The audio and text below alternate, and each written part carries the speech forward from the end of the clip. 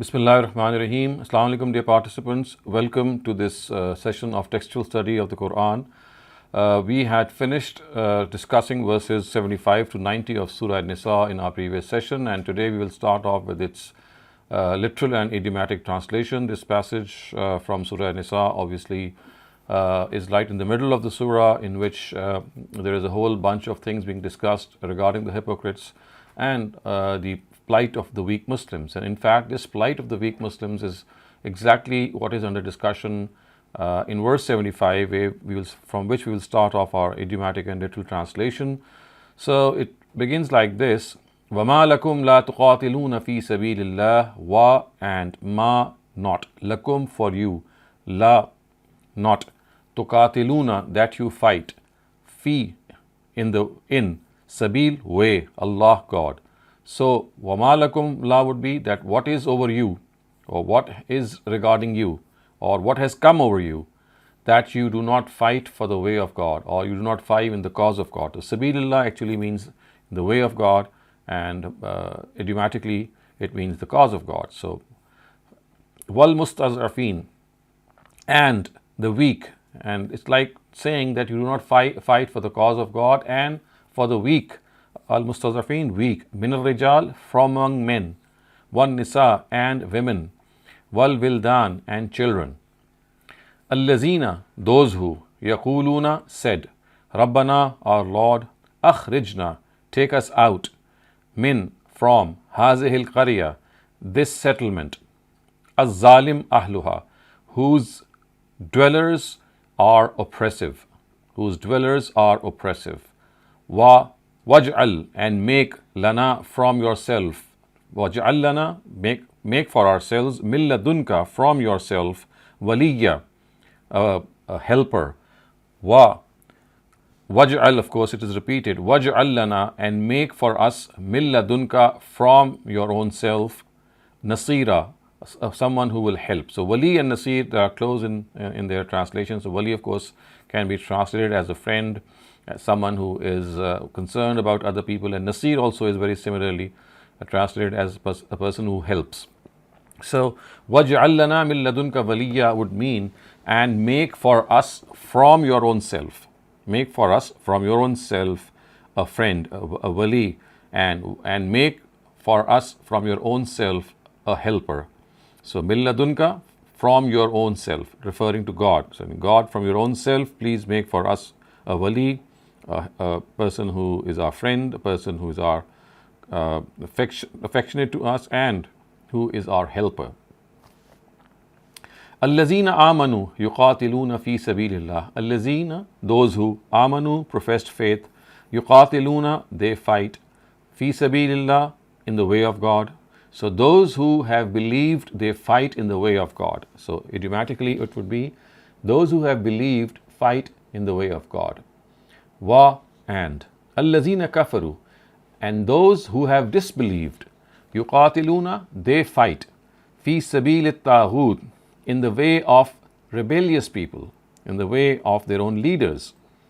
So this is like a parallel sentence. You can see how exactly the words are placed and positioned to convey meanings which are parallel and opposite as well. So allazina yuqatiluna fi sabilillah, and allazina kafaru yuqatiluna fi sabilit taghut. So those who have believed, they fight for the cause of God, and those who have disbelieved, they fight for the cause of rebellious people.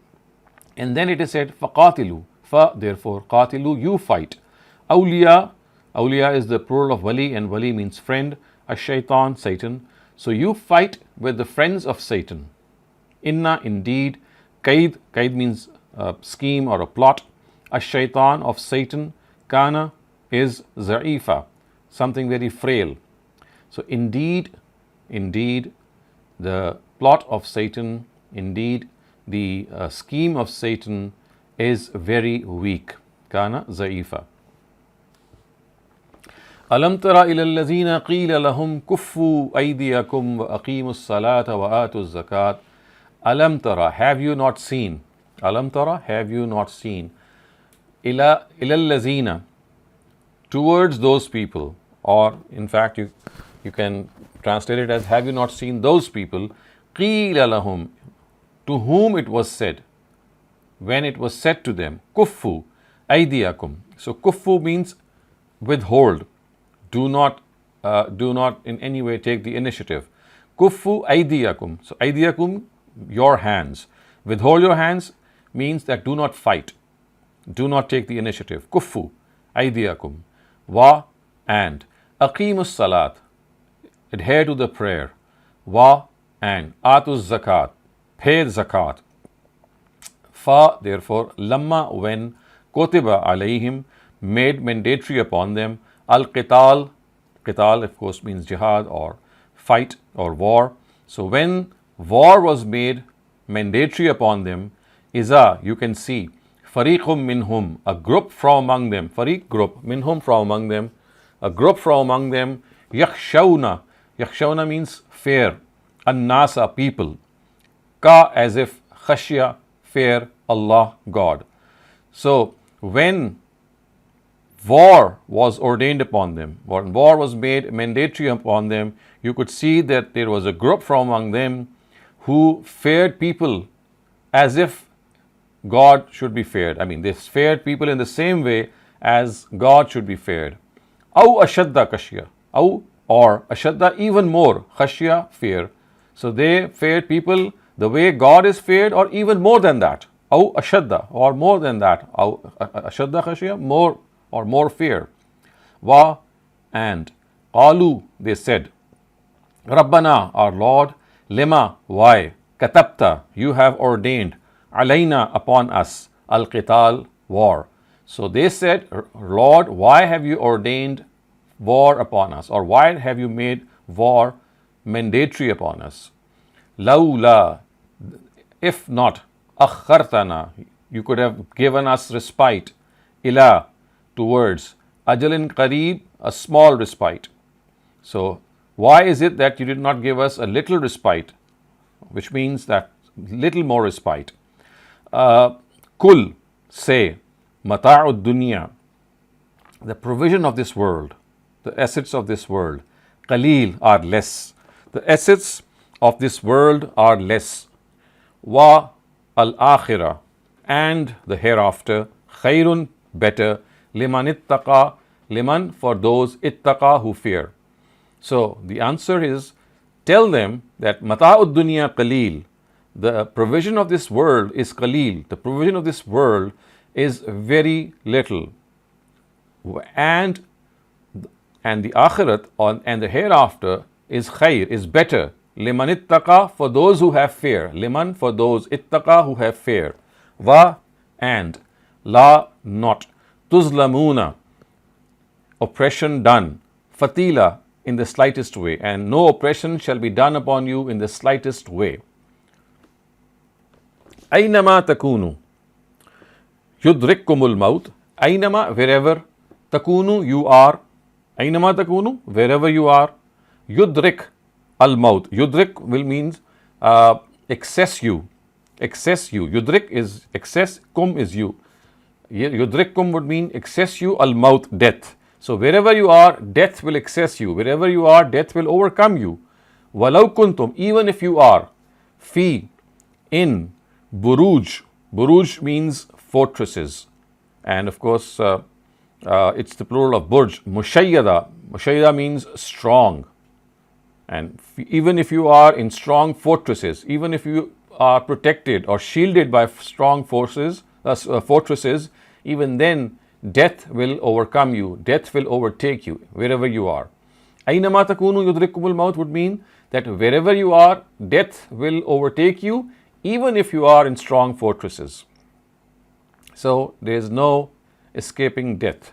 Wa, and, in, if, tusibhum, reaches them, hasana, something good. And if something good reaches them, yaqulu, they say, hazihi, this, min indillah, is from God. Min, from, indillah, from God. Wa, and, in, if, tusibhum, reaches them, sayyi'atun, something evil. Yaqulu, they say, hazihi, this, min, from, indik, from yourself. So what is implied here is that when something good reaches them, they say that this is from God. And when something evil reaches them, they say that this is your own fault, this is from yourself, referring to the Prophet. Qul, say, kullun, everything, min, from, indillah, God. Say that everything is from God. Fama li haula'il qawm. So what has come, or what has overcome al-qawm, these people, haulai, these, al-qawm, people, for what has overcome these people? La yakaduna, they are not in any way yafkahuna, understanding hadith, any conversation or anything. So what has overcome them? What has the matter with them, with these people, that they are not able to? So yakaduna would be not able to. Yafkahuna, understand, that they are not able to understand haditha, any conversation, any speech, any statement.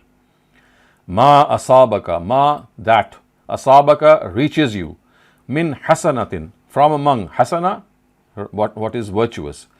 So if anything virtuous reaches you, if anything virtuous comes across you, fa minallah, fa, therefore, minallah, it is from God.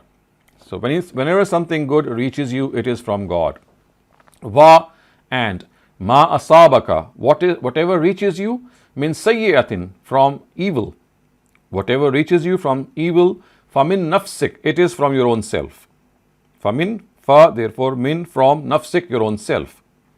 Wa arsalnaka, wa, and, arsalnaka, we have sent you, linnase, for people, rasula, as a messenger. We have sent you for people as a messenger. Wa kafa billahi shahida, wa, and, kafa billahi, enough is God, shahida, as a witness, as an evidence. So God is sufficient as a witness. Man yuti'ir rasula faqad ata' Allah. Man, he, yuti' is obedient, ar-rasul, to the messenger. He who is obedient to the messenger, faqad, then in fact, ata'a, he is obedient, Allah, God. So in fact, he is obedient to God. He who is obedient to the messenger is in fact someone who is obedient to God. Wa, and, man, he who, tawalla, turns away or turned away, fa, therefore, ma, not, arsalnaka, you have been sent, alayhim, on them, hafiza, as a keeper or as a guardian. So he who obeys the messenger has in fact obeyed God, and he who has turned away, then you have not been sent to him as a guardian, or to them as a guardian, which means that it's not your responsibility that you force them. وَيَقُولُونَ طَاعَةً, wa, and, يَقُولُونَ, they say, ta'a, obedience. And this is how, of course, at times when we stress something, that we leave out the opening part of the sentence. Actually, what is meant here is وَيَقُولُونَ طَاعَةً, referring to the fact that obedience is yours only, but the portion yours only is omitted, and all the stress is then directed towards obedience. So literally it would mean, and they say obedience, and they say obedience, and what is implied here is that obedience is for you. Fa, therefore, iza, when, barazu min indik, they turn away from your presence, they leave your presence. Bayyata ta'ifatum minhum, bayyata ta'ifa, bayyata ta'ifatum minhum would mean that they do something which is not what they say. Bayyata ta'ifatum minhum would mean that they confer, that a group of from among them says something, ghaira, except, allazi, that which you said. So, but as soon as they come out of your presence, faiza barazu min indika, as soon as they come out of their presence, a group from them, ta'ifatum minhum, what it says something, bayyata, it says something which is totally different from what was said to you. Ghayr allazi taqul, which was, it actually tells them to do something otherwise, something which was not said to them. Wa, and, Allah, God, yaktubu, writes, ma, that, yubayyitun, what they say or what they whisper. So God writes what they whisper.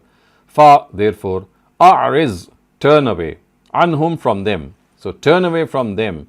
Wa, and, tawakkal, trust, Allah, on, Allah, God. So trust God.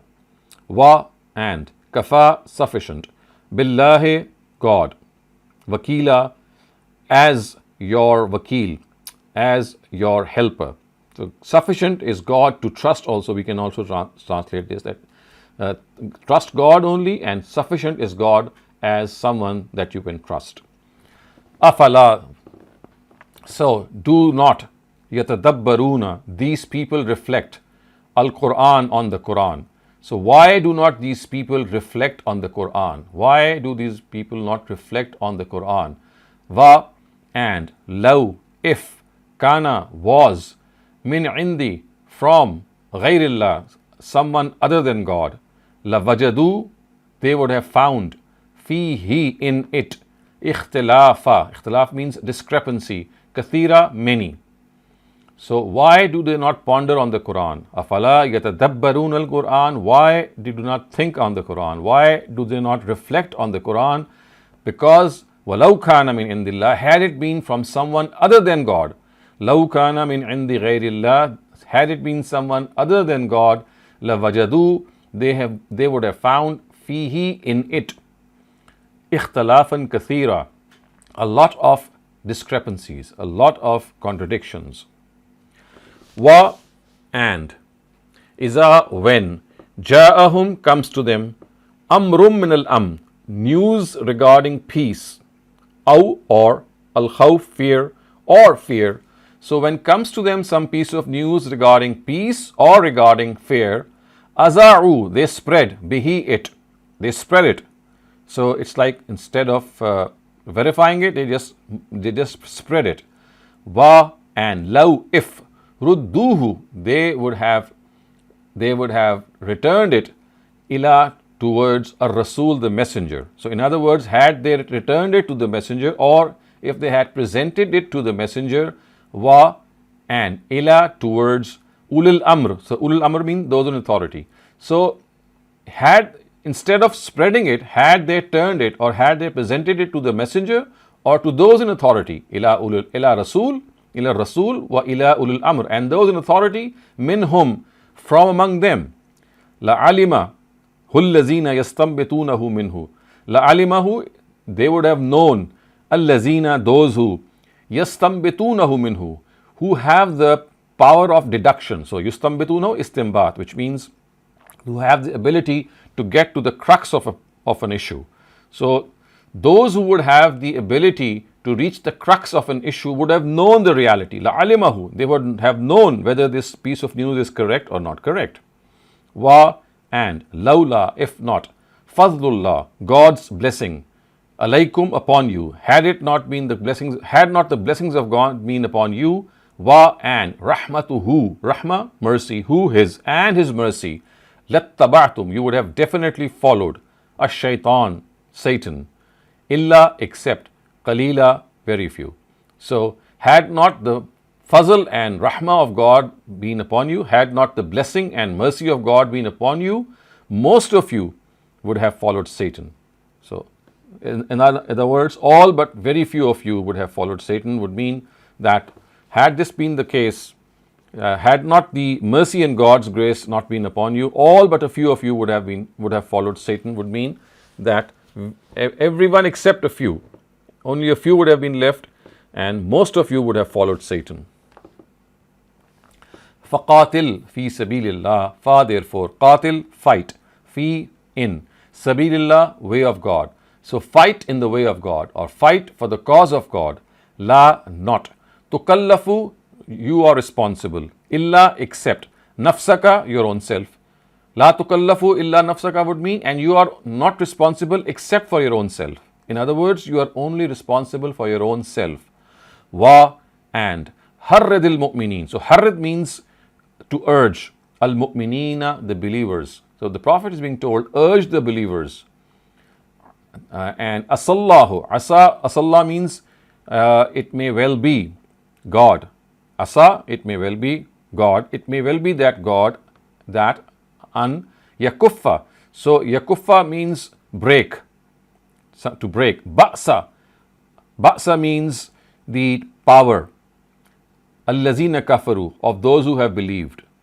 Which means, so idiomatically it would mean that if you rouse the believers, if you urge the believers, if you incite the believers, it may well be that God breaks the power of those who have disbelieved. An yakuffa, breaks. Ba'sa, the power. Allazina, those who kafaru, who have disbelieved. So if you arouse the believers, then as a help from God, He will break the might, He will break the power of the disbelievers. Wa, and Allah, God, ashaddu, strong, ba'san, in power, wa, and ashaddu, strong, tankila, in taking punishment, in exacting punishment. So, and God is ashaddu ba'san, and God is very, very strong, wa, and ashaddu tankila, and He is very, very revengeful, or He makes an example out of those people and gives them terrible punishment. So nakal is basically the word which means to make an example out of someone. Ashaddu tankila would mean that he punishes someone in a way that becomes exemplary. Man, he. Yashfa'a. Yashfa'a, shafa'atan would mean he who supports. Shafa'atan, a good. Shafa'atan hasana, in fact, is one word. He who supports something good. Yashfa, supports. Shafa'atan hasana, something good. Yakun is lahu, for him.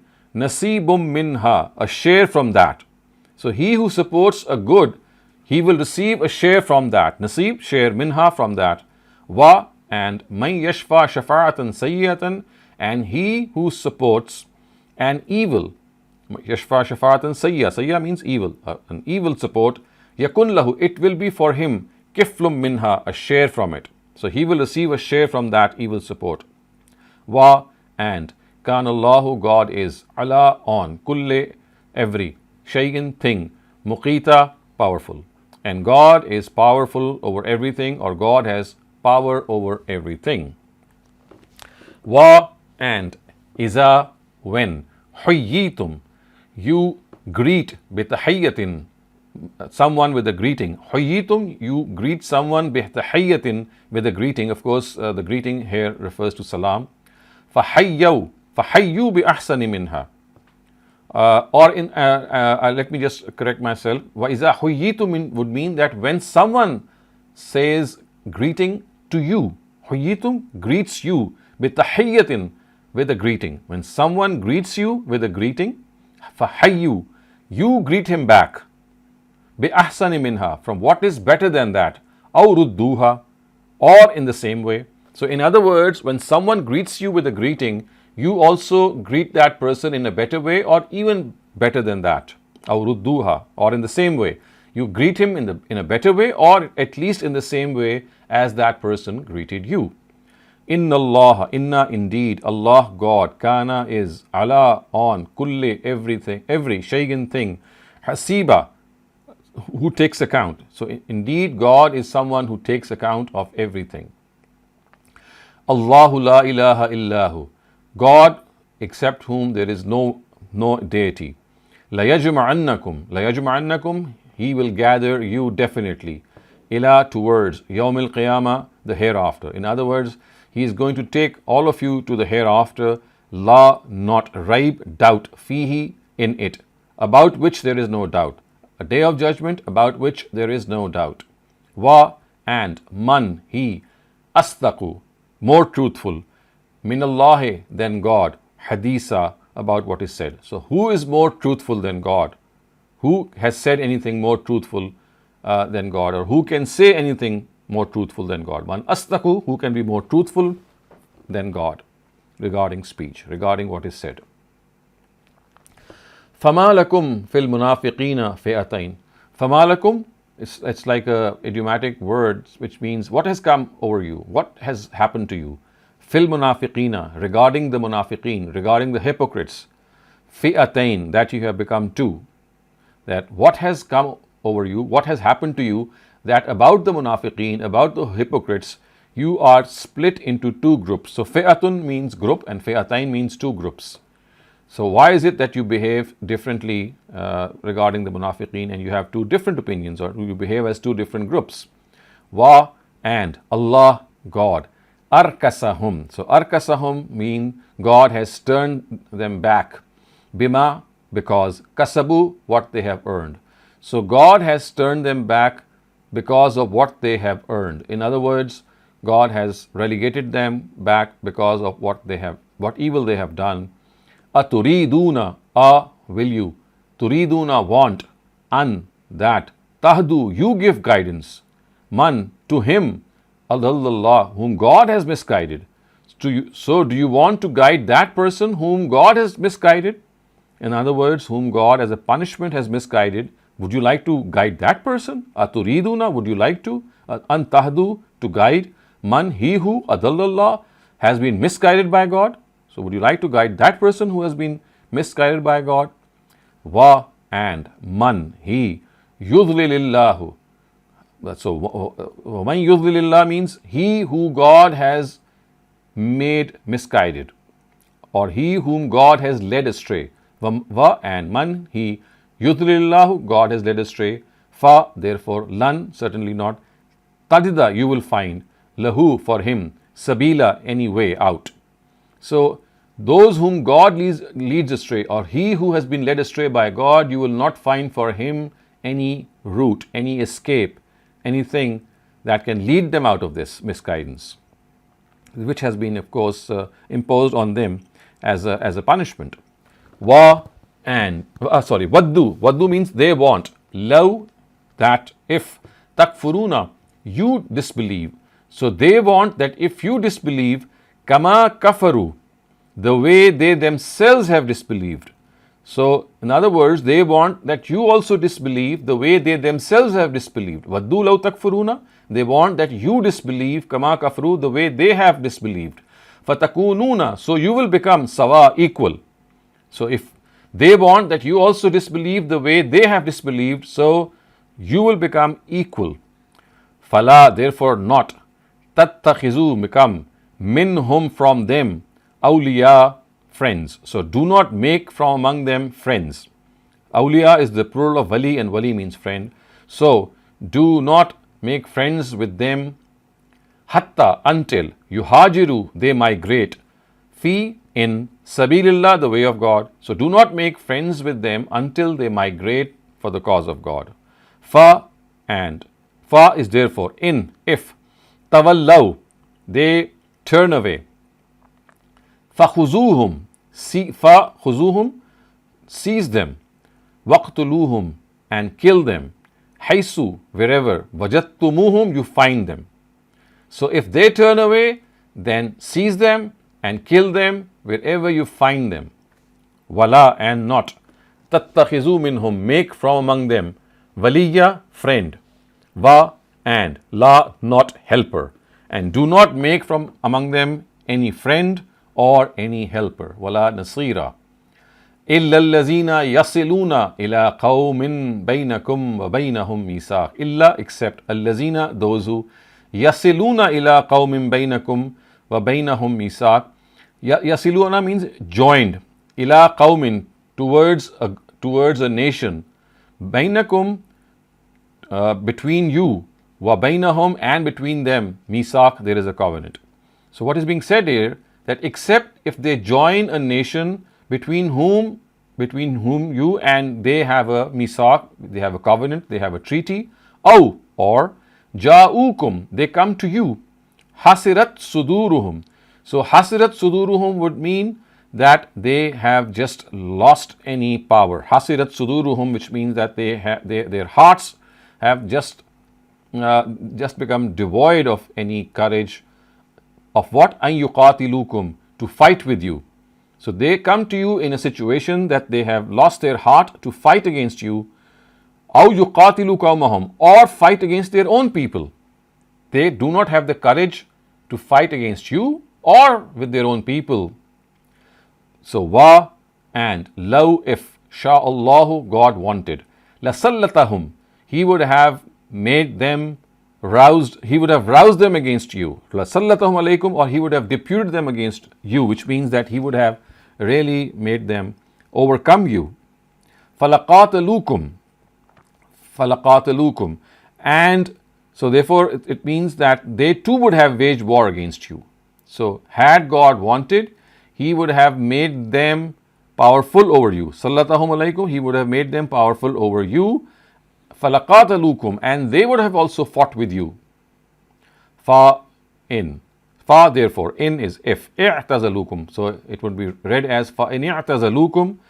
But if they keep away from you, if they avoid you, fa lam, and do not yuqatilukum, and do not fight with you. So if they avoid you or they stay clear of you and do not fight with you, va, and alqaw, give, ilaykum, towards you, assalam, peace, and they give peace to you, which means they offer peace to you. Fa therefore, ma, not, ja'alallahu, God has made, lakum, for you, alayhim, against them, sabila, any way. So if they desist from you, if they abstain from you and do not fight you and in fact offer you peace, alkaw ilaykum as-salama, then God has not given you any authority over them. Fama ja'alallahu lakum alayhim sabila, then you have no way against them, which means that you just cannot take any action against them. So with this we come to an end to the literal and idiomatic translation of the portion that we studied last time. If you have any questions regarding what we have just covered, please go ahead and ask them. And once we are through with these questions, then we'll start with the next passage. Thank you very much, Dr. Saleem. Our first question comes from Shaban Ansari. Please go ahead. अस्सलाम वालेकुम। यहाँ तागूत जो है वो शैतान के लिए इस्तेमाल होता है, यहाँ पर किसके लिए इस्तेमाल हो रहा है आपने शायद। So here it is referring to their rebellious leaders. A taghut is referring to their own rebellious leaders. So it's not always that it is used for Satan. It's the context tells us, but primarily here it is used for their rebellious leaders who themselves were following Satan. Yes, यानी शैतान के साथ ही एक तरह से। Yes. Okay, thank you. Thank you very much. Our next question asks, what type of oppression did Quraysh use to inflict upon the people, particularly the weak, women, and children that the verses 57 to 56 are referring to? Obviously, this is something not referring to the Quraysh. Remember, this is Surah Al-Nisa, which is being discussed, and this is the oppression that was let loose by the Arabs on the Muslims as a whole. So those who were in Mecca and had yet to migrate, they were also persecuted, and others who had migrated were also put to this test, because all of them had not yet fully come to Medina and they were like in this bordering areas. So the persecution that was let loose was, of course, very horrific. They would be punished very badly, they would be severely beaten, and some of them would be even put to death. And that death would normally result because of that severe torture that they would go through. So it would be like corporal torture, in which they would be given bruises to their body, they would be injured, they would be wounded, and they would be terribly treated. Thank you very much. Just follow up on that. So, because of this torture, then is it not that if believers are allowed to fight for oppression, then people may create anarchy, like the faction in Parachinar will wage Right. that against the other ones. In order to safeguard that is why people are being told that whoever are being persecuted, they should first migrate and come to Medina, so that the stronghold is set up and established there, and then war will be waged against the people who are persecuting them. So that is precisely what they are being told, that they should, if you look at verse 74 that we studied in our previous session, it says that why don't you migrate for the cause of God to an area which welcomes you, where you can freely practice your religion. So these people, some of them were not migrating because they had ties with the hypocrites, and they had ties with the disbelievers. So they were told that they have to migrate and come to the Darul Islam, which means the land of Islam, the Medina, so that now all Muslims can be at one place, which would also be their state, the country that they would be living in and forming their own polity, and then from there they would wage war if needed. Thank you very much. Salman Aziz, please go ahead. Sir, if the people are not coming to Darul Islam, then doesn't Ayat 75 clearly guides or compels the Muslims of today in general and the governments in particular to undertake the jihad for the oppressed Palestinians? No, actually, what is being said here is that first they have to, if they are living in a place where they are being oppressed, and there is also a place in which they are welcomed. So, at the moment, we are not applying it to our current circumstances. Let us first understand it in principle. So, the principle is that you have a place to migrate, and wherever you are being asked to migrate, the place is welcoming you so that you can live there in peace and also not become an economic burden. And at the same time, I mean, the nature of that oppression or that persecution is such that you're not being able to practice your own religion openly. So, if these two conditions are met, then it becomes incumbent upon people to migrate from that place and to go to a place where they can practice Islam and safeguard themselves from any persecution. Humane Aziz, you can ask your follow-up. Sir, my second question is regarding the ayat saying that where the hypocrites should be killed, sir. So I think it was should be close to the Imam Hujjat time, that is close to the conquest of Makkah, sir. Yes. But it is Yes. related to Hijrah, so it seems to be a quite early thing to do the Imam Hujjat. No, you see, this is not just the reason of Itmam Hujjat regarding the fact that they are not, the Hujjat has not been completed upon them, or the truth has not been conveyed to them. Basically, migrating from the land of persecution to the land of Islam had become a standard for them to accept if they would like to make sides and side by the Islamic forces. So for them, it was like a trial and a test. If they did not come in spite of being welcomed, then it only meant that their ties which they had with the disbelievers were so strong that they did not want to undo those ties. So that is the reason that this has been said, that now this is like a battle, or this is like a selection that you have to make. You are people who are lying, or you are living in a Darul Kufr, or a place in which you can no longer practice your religion freely. And if you still don't migrate from that place, then this is what is going to be your fate. So remember, these are people of the book, and this is like the period in Medina, which is the middle Medinan period, I would say. And the truth had been unveiled to them. And so not only the truth had been unveiled to them, at the same time, remember that they were also not migrating for the cause that they held themselves, they held dear to themselves as well.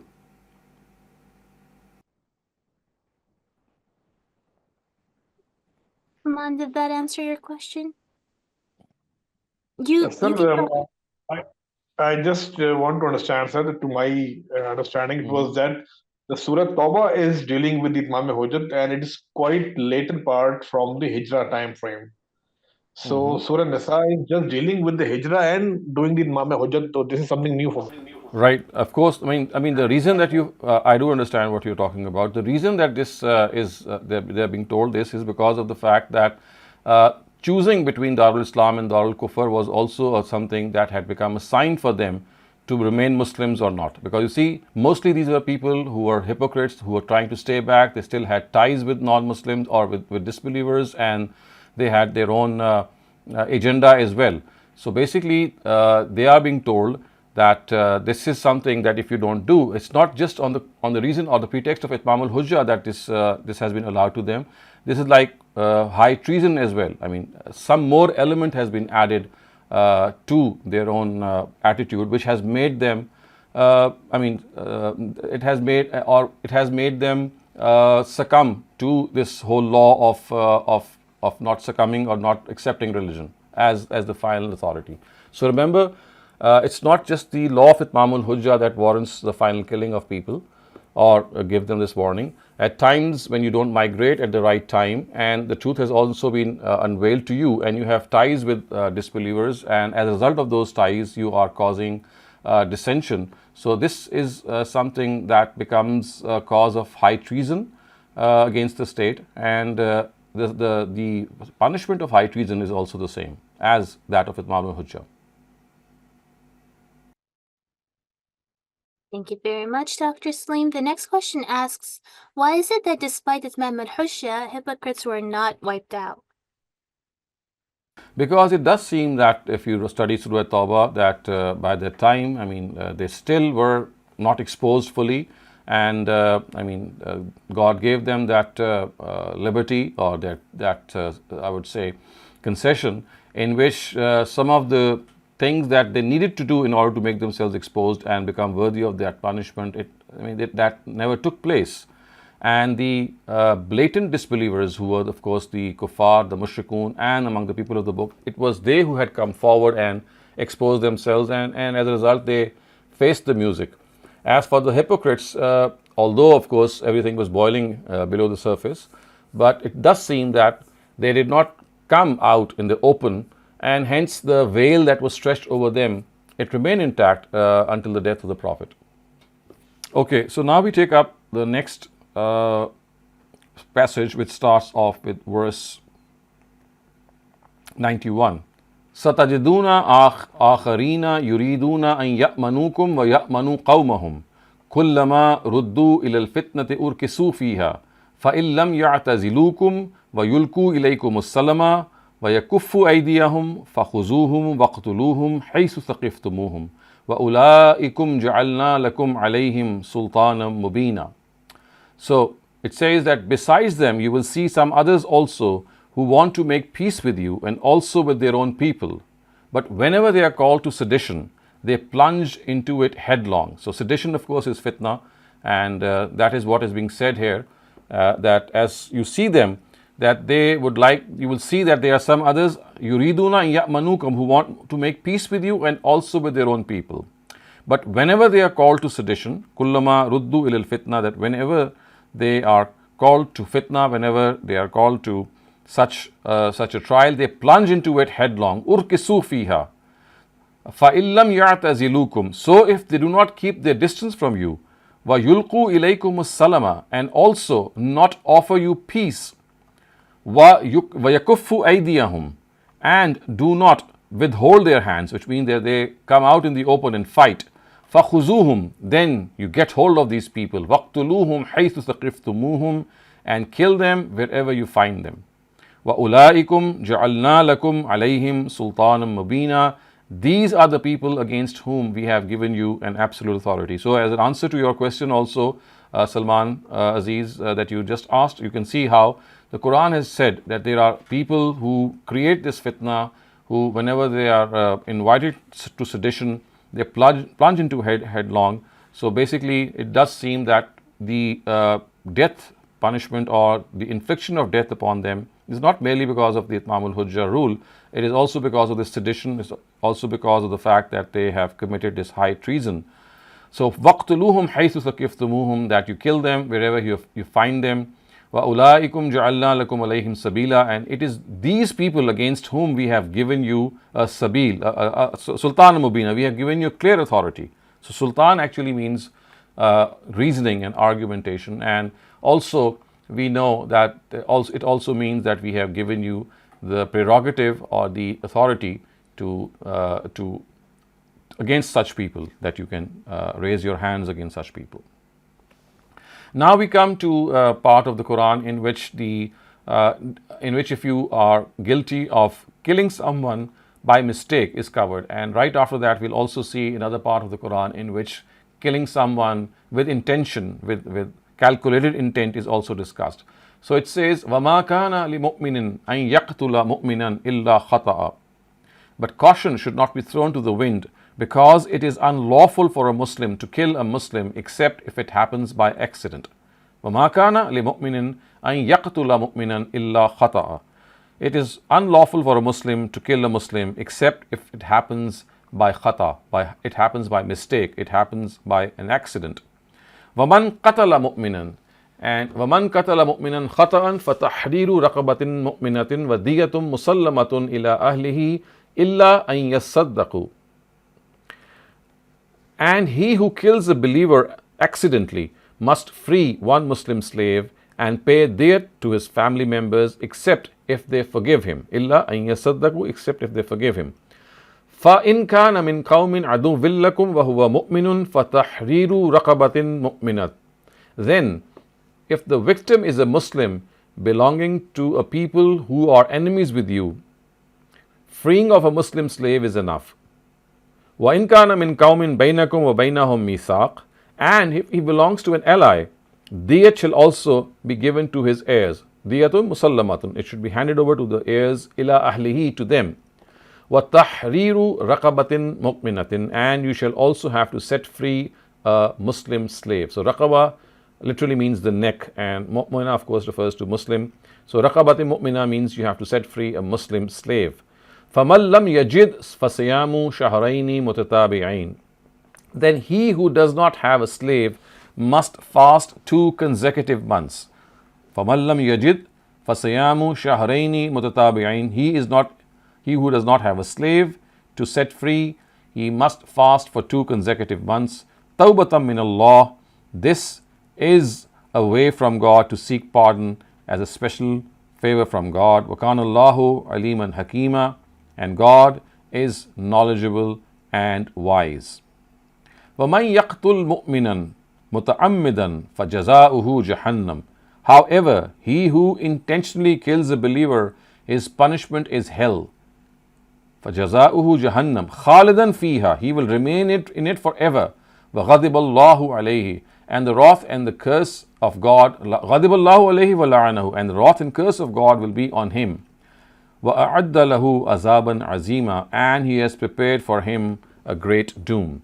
So just to go back on this verse, which actually spells out the law of unintentional murder, that if a person is guilty of unintentional murder, then the Quran has laid out a complete law that has been actually mentioned in these verses, and it also tells us that this law has a very, very important aspect, and that is what we call as maruf in the case of diyat, which means that whenever there is some expiation, which means that there is some forgiveness, then diyat has to be paid, and that diyat has to be paid according to the maruf, which is according to the custom of the society. Having said that, let us now take a look at the law itself, which is found in these verses. So, وَمَنْ قَتَلَ مُؤْمِنًا خَطَأً فَتَحْرِيرُ رَقَبَةٍ مُؤْمِنَةٍ وَدِيَّةٌ مُسَلَّمَةٌ إِلَىٰ أَهْلِهِ. From here it is evident that if the murdered person is a Muslim citizen of a Muslim state, or if he is Muslim but belongs to a nation with which a treaty has been concluded, because you see the words are فَإِنْ كَانَ مِنْ قَوْمٍ عَدُوٍّ لَكُمْ وَهُوَ مُؤْمِنٌ. So what is said is that if the murdered person is a Muslim citizen of a Muslim state, or if he is not a Muslim but belongs to a nation with which a treaty has been concluded, then it is essential for the murderer who has not been forgiven to pay diyat, to atone for his sin and repent before the Almighty, and also free a Muslim slave. So the words are فَتَحْرِيرُ رَقَبَةٍ مُؤْمِنَةٍ. You have to also free a Muslim slave. So this is the first statute of this law, that if the murdered person is a Muslim citizen or of an Islamic state, or if he is not a Muslim but he belongs to a nation with which an Islamic state has a treaty. This is the first part. And then the second part is وَإِنْ كَانَ مِنْ قَوْمٍ بَيْنَكُمْ وَبَيْنَهُمْ مِيثَاقٌ. So that from here begins the second point. And effectively it says that if the murdered person is a Muslim and belongs to an enemy country, if the murdered person is a Muslim and belongs to the enemy country, the murderer is not required to pay diyat. The murderer is not required to pay diyat. In this case, it is enough that he only free a Muslim slave. So the words are فَدِيَةٌ مُسَلَّمَةٌ إِلَىٰ أَهْلِهِ, which means that it is enough for him to only free a Muslim slave. In other words, the essential thing is that if a murdered person belongs to Muslims themselves, or he is not a Muslim but he belongs to a nation with whom Muslims have a treaty, so in that case the law would be different. But if the murdered person is a Muslim and he belongs to an enemy country, so in the first case he was a Muslim and he belonged to your own selves, not an enemy country, or with a country with whom Muslims had a treaty. That was the first point. The second point is, if the murdered person is a Muslim and belongs to an enemy country as well, the murderer then is not required to pay diyat, because of course they are at war with each other, or that can be done is that he only free a Muslim slave. And then it is said that in both these cases, if the criminal does not have a slave to set free, he should consecutively fast for 2 months. So these are the directives as far as unintentional murder is concerned. But it is obvious that the directive of unintentionally injuring someone should also be no different. So of course, if this is something that relates to unintentional murder, and we are not always ending up in murder, we are also at times we end up injuring someone out of mistake, by mistake. So that should also be no different. So in this case also, diyat shall have to be paid and fast should have to be observed considering the amount of diyat to be paid.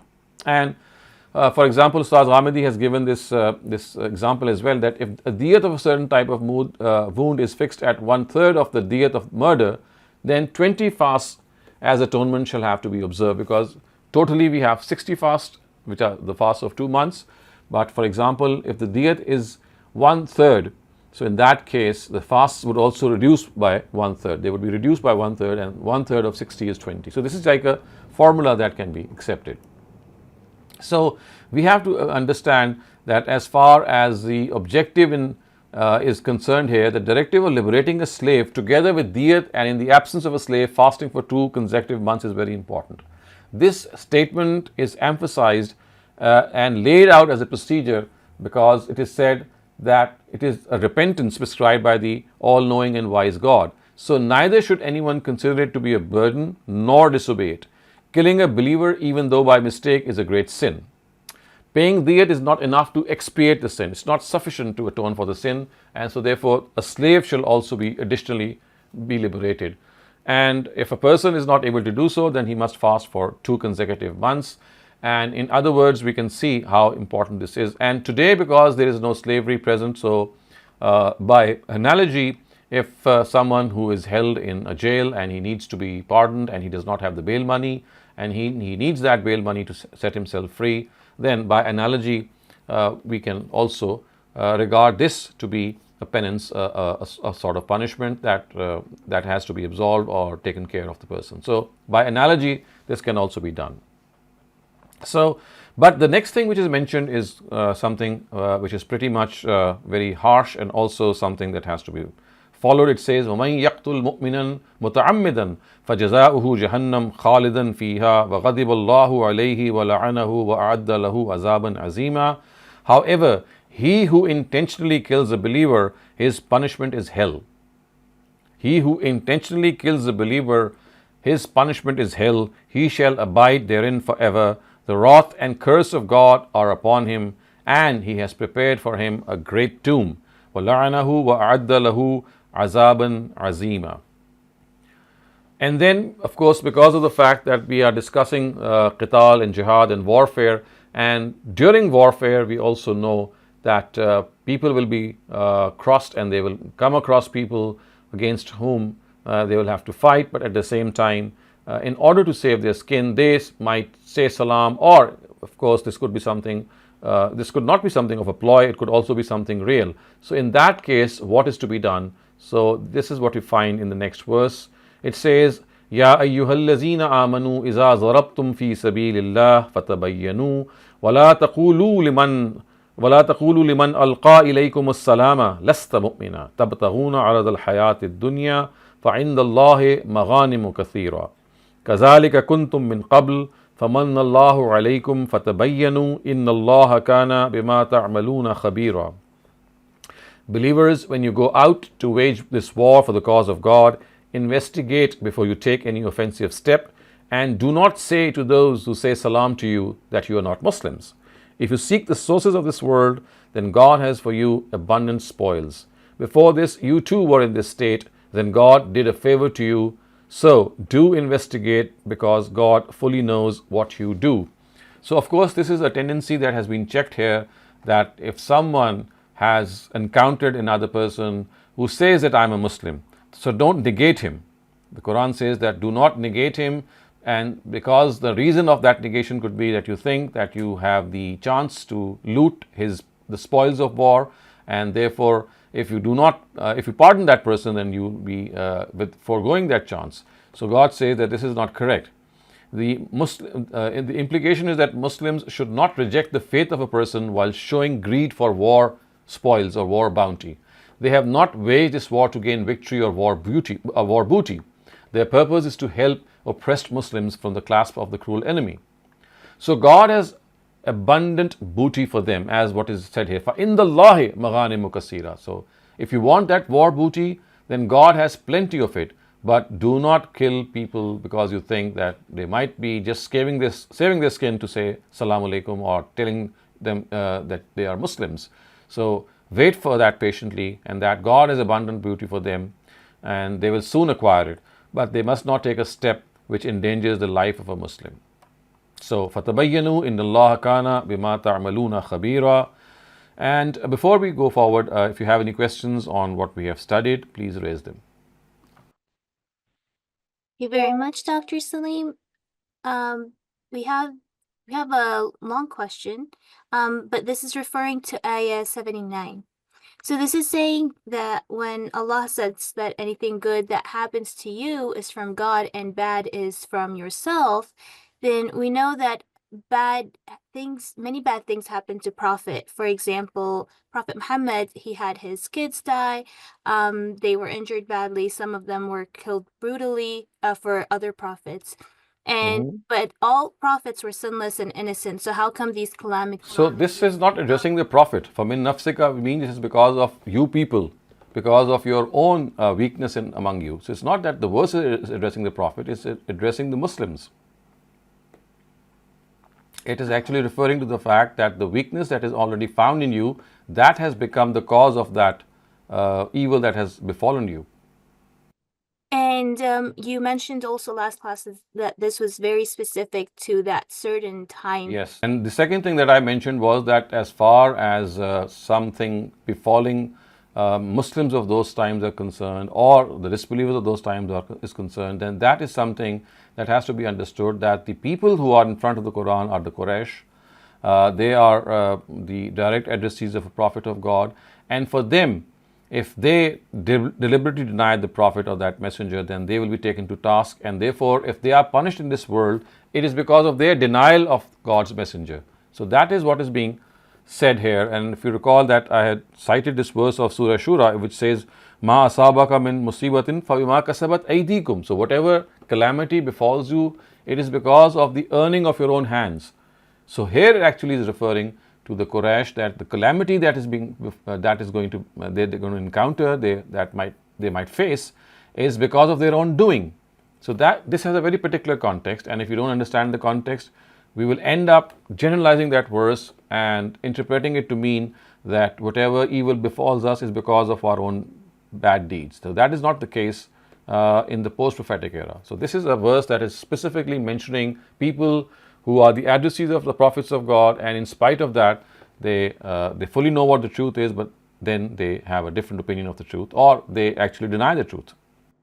Thank you very much. The next question asks, the punishment of intentional murder is eternal hell. This is in contrast to a hadith narrative which says that every Muslim sinner will be eventually taken out of the hell. How do you reconcile between the two?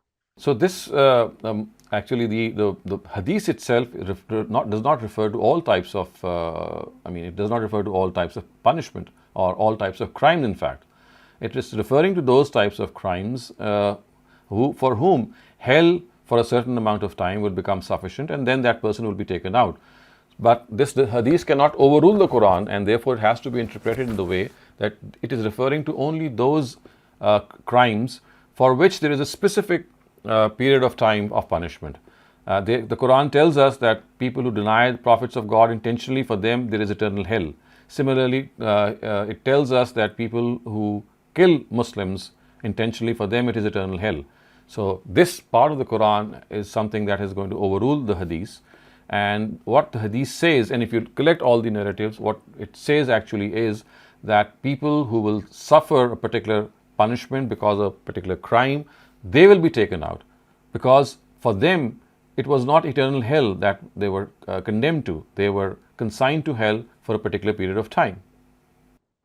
Thank you very much. The next question asks, since we don't have Muslim slaves anymore, is our next alternative to pay charity or do sadaqah? I just gave you this example that if we don't have slaves, then we can still have prisoners who are to be set free, but they don't have bail money. So there are several examples in which people, they await to be liberated from prisons, set free from prisons, and the state at times has to give that money today. But as I said, that this could be equally good if a person is able to liberate a prisoner of war or a prisoner, any sort of prisoner who deserves to be set free, but he does not have the bail money to set himself free. Thank you very much. Related to the topic of freeing a slave, how is freeing a slave a compensation to unintentional murder? A murderer is a murderer. The person who lost his life is irreplaceable for his family. Will the murderer not be punished in the hereafter after freeing? Of course, I mean, that person is going to be punished in the hereafter as well. But this is like, I mean, a whole system in which, you see, slaves were dear to people, and when they were told to set free those slaves, it is as if they were said that they should give a valuable possession that meant a lot for them in charity or in the way of God. So it was like a fiscal or a economic penalty that was imposed on them. So it's not the case that, of course, that the murderer will go scot-free in the hereafter. This is just saying that if he is forgiven for some reason, then that forgiveness is not enough. You must also pay a fine for that, and a form of that fine is that you set free a slave. Thank you very much. Shaban Ansari, please go ahead. यही वाली आयत है ना जो all over the world जितने भी extremist हैं इनको अपने मकासद के लिए इस्तेमाल करते हैं और उसको कहते हैं फ़ख़ुज़ूहुम वक़्तुलूहुम।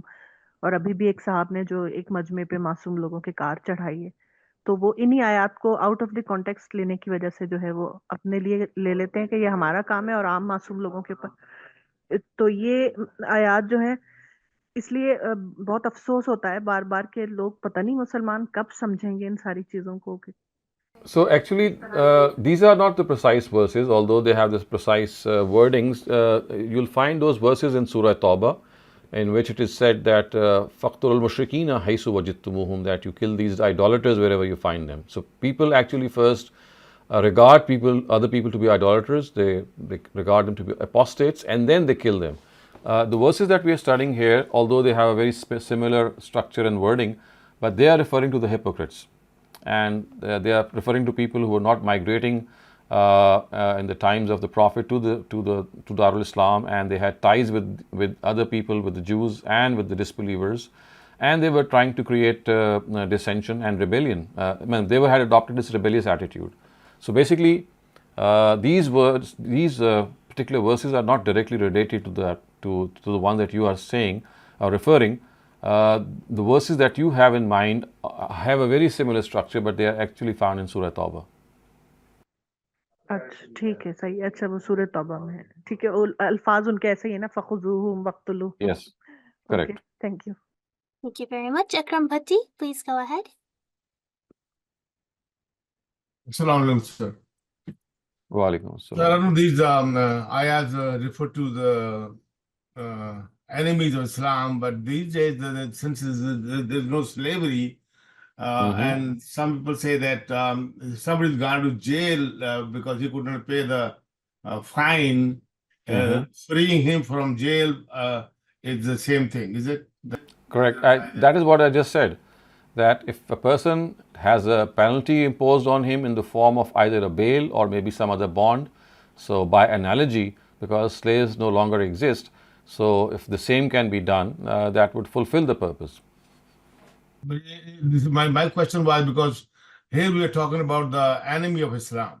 But if that these days a person could be in jail but could not be the enemy of Islam, could be another Muslim person. The one that you would like to set free? Yes. Yes, of course. Anyone who is deserving to be set free, and he is under the jurisdiction of an Islamic state, then of course that could be done. Well, it does apply. Okay, thank you, sir. Yeah. Salman Aziz, please go ahead. Sir, may I humbly suggest and ask that should it be in the introduction of this particular surah, should we mention that it is doing the Imam Hujjat to the hypocrites? To mention what? In the introduction of this particular surah, should we not mention that it is doing a partial maybe Imam Hujjat to the hypocrites? I mean, it is, of course, yes, this is something that we did mention, that the hypocrites are being taken to task in this surah. And when we had started to study this surah, we had actually given this reference that a very major part of the surah will be discussing the subversive activities of the hypocrites and how they had become a threat to the Islamic State, and they had to be, dealt with in a very firm way. So they had become like enemies. And also, as I said, I mean, this is not exactly the punishment of Itmam al-Hujjah that is being mentioned here. As I said, it is more of a punishment of sedition, which means to create fitna in the society. And that is also punishable by high treason. High treason is something that's also punishable by death.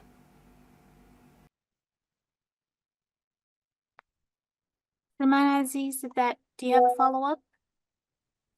No, thank you, sir. But your explanation of this sedition seems to be a bit similar to the definition of apostasy by Maulana Maududi, because he used to take apostasy in terms of state and then. So we are not talking about the state. So I mean, for them, apostasy was a different thing. Apostasy meant that you have now, you are now no longer Muslims, and as not being a Muslim itself is a crime. So therefore, you have to be punished. So that is a different whole line of reasoning. What is being said here is that people who are rebellious against the state, I mean, this is an independent approach, I mean, which says that people who are rebellious against the state, if they don't give up their rebellion, then the only way to, put out their rebellion is to take them to task and of course to wage war against them and to kill them. So remember, these are rebels against the society, against the state. They are not apostates, they are rebels. So that is a different line of reasoning. And may I also suggest that if you would like to have more details, I think it might be more worthwhile for you if you could go through the tafsir of Ustaz Amin Hassan Islahi, who has explained how these hypocrites had started to behave in this way, in a more detailed way. Okay, so thank you. Thank you very much, Dr. Saleem. That was it for all the topic-related questions. Also, I'm not going to go any further today. So if you have any non-topic related questions, we can go ahead with them as well. And we would like to finish at 10 minutes before time at 9:20. Okay. Our first non-topic related question asks, people are opting for gender selection through a medical procedure, whether they are going to have a baby boy or girl. Is it okay from a religious perspective? It seems like an interference in God's decision. Please give your opinion. Well, I think that we cannot call it to be an interference in God's decision. It's like an advancement of science. And in particular, for example, if a family has a bunch of boys maybe, or one boy, and the parents would like the family to get completed by having one from each gender, like one boy and one girl, or in some other circumstances there could be a situation in which because of tribal reasons, there could be other reasons as well, in which maybe people just want the male child, and similarly there could be other instances in which they just want the female child. So I think this gives advantage to such situations. But what I would add here is that it should be monitored by the state. So anyone who would like to have the gender selection process going on for them should go through a process and present their pretext, that why would they like this gender selection to take place, what is the reason behind that gender selection. I think if the judge is reasonably satisfied that this gender selection is because of any reason that is conducive to the family circumstances, then why should not it be taken advantage of? Thank you very much. The next question asks, the last prophet had two dimensions to his personality. One was as a religious source and the other as a political head of the state of Medina. After his demise, did Abu Bakr also succeed him as a political successor only, or as a religious guide as well, but not as a source of religion? Because they're asking about the term Khalifatul Rasul. What does that entail? Just political successor? Yes, it only entails political succession and not anything else. And that succession also was not something that was a nomination. It was something that was the opinion of the majority of the Muslims, and that is what the Quran has said, that the rulers of the Muslims has to be selected from either through consensus or the rule of the majority or the opinion of the majority. So in this case, Abu Bakr was actually enjoying consensus of the Muslims. And Khalifatul Rasul actually refers to the fact that he was a successor in the political leadership arena only, in no other arena. Thank you very much. The next question asks, what are the Sharia rulings regarding permanent surgical contraception? I mean, again, as I said, there's no ruling of the Sharia because permanent surgical contraceptions, they are just a recent, maybe in the last 30 or 40 years, they have become a recent invention and a recent possibility. So scholars have to just look at these issues in the light and spirit of Islam, and I think that this could be a choice that should be given to the couple if they think that they would like to have that permanent contraceptive given to them, so that in future they don't have any more children. I mean, it could be their choice, and then of course they would need to know that they might even regret it later on for some reason, so they have to make a choice in a very wise way. So I don't think that this is something that can in any way overrule or maybe go against any spirit of the directives of Islam. I think it should be given as a choice. I mean, just as you are given the choice that you have a temporary contraceptive, after all, that also stops any conception. So the only thing is that you now have a permanent situation at your hand, and if you know what you're doing and you've given it a deep thought, then I don't think that it is something that requires any intervention from the Sharia. It's like a personal decision. Thank you very much. The next question asks, Ahad, a last is a contract. Marriage is a contract. Nations have treaties. What is the wisdom behind Allah making important decisions around contracts?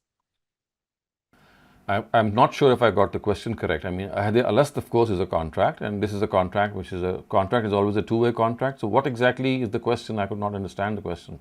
They're just asking, why is Allah making important decisions surrounding contracts? Or I guess, why does Allah? This is something that we have to understand, that it's like a word that we have honored from God, and the Quran calls religion to be misaq. So misaq means a covenant that God has taken, and people enter it as a party to that covenant. So it's giving us that feeling that you are now responsible. It's like a word that you have given to God.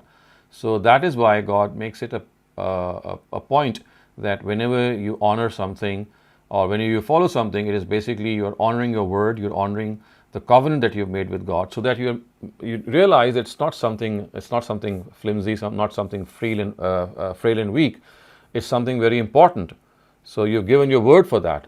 So that is why contracts and honoring those contracts has become an important thing. Is it compulsory for women who miss their prayers because of menstruation every month to make up for it? No, it's not. They are liable to make up for the fasts that they miss because of menstruation. But regarding the prayers, we have been given this concession. The Almighty Prophet has given this concession that they need not be made up. Thank you very much. Salman Aziz, please go ahead. Sir, कल जो गुफ्तगू थी मैं शायद समझ नहीं पाया था। आपने कहा था कि कुरान में ज़ाहिर एक तारीखी मवाद है और इसके अलावा दूसरे भी है, तो उनको अलग देखें। मैं ये जानना चाह रहा था कि बरनबास की जो इंजील है, उसमें बरनबास से इंजील जो है, इंजील तो सारी वो है, हम ये समझते हैं कि कोई ऐसी किताब है जो कोई नाजिल हुई है वही के जरिए। तो क्या मैं बात समझ नहीं पा रहा था कि हजरत मसीह अलैहिस्सलाम जो है वो पहले बता के चले गए थे कि वो जो है मसलूब नहीं किए जाएंगे, क्योंकि बाद में अगर बरनबास इस चीज को बयान कर रहे हैं तो वो तो जाहिर है हदीस की तरह की चीज हो जाएगी, वो कोई वही वाली किताब नहीं होगी। और अगर वो कोई इंसान बयान कर रहा है तो मेरे ख्याल में फिर ईसाइयों का ज्यादा इसमें सही रीजन होगा कि हम बरनबास की बात क्यों माने। You see, whether they believe in the gospel of Barnabas or not, for them it has a different historical reason. I mean, you can read why they don't believe in the gospel of Barnabas. But as Muslims, what we were saying is that whatever the gospel of Barnabas portrays is so close to the Quran that it does give us this idea that when Barnabas was writing this gospel, some of it was written in the times of Jesus when he was alive, and maybe some part of it later, because that is a compilation and more of a biography. We find that this is something which was the truth as well. I mean, we know that he was not crucified, and that is what Barnabas actually recorded. So that is just a reference that we are making, that even the gospel that to us is the correct gospel. It gives us this version that it was not Jesus who was crucified, it was someone else, because the Gospel of Barnabas tells us that it was Judas Iscariot, one of the disciples of Jesus, who was actually crucified. So it's not just that the Gospel of Barnabas merely tells us that Jesus was not crucified, it actually tells us something more, and that is Judas was crucified in his place, and when he was being crucified, he was made to resemble Jesus, and Jesus was then actually, they thought that they were actually crucifying Jesus. So this is what was presented by the Gospel of Barnabas. So what you have to understand here is that one of the Gospels is saying something which is very, very close to the Quran. I do understand that, sir. My question was that the gospel written is depicting the crucifixion of Jesus or otherwise is not part of the revealed knowledge. It is the recorded Of course, knowledge, you can say.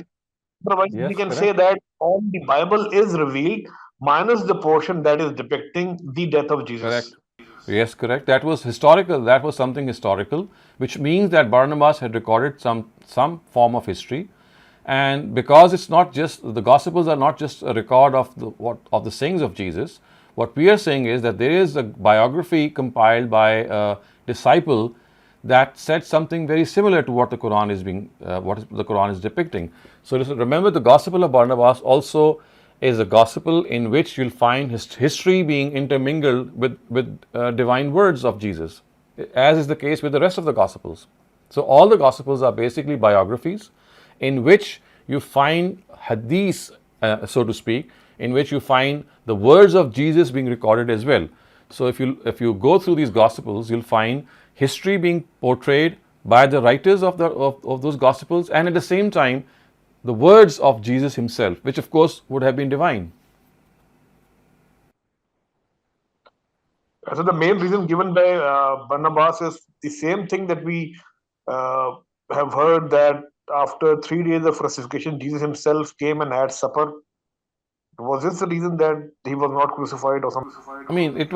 You can go through but it's a very small gospel. You can just go through it. All that I'm saying is that, there are more details to it that maybe I'm not fully remembering whether this happened or not, what you're just asking. But what is clearly stated there is that Judas Iscariot, one of the disciples, he was made to look like Jesus, and the Jews thought that they were actually crucifying Jesus. And the rest, of course, is we do find that he lived a normal life, and he was given a normal death.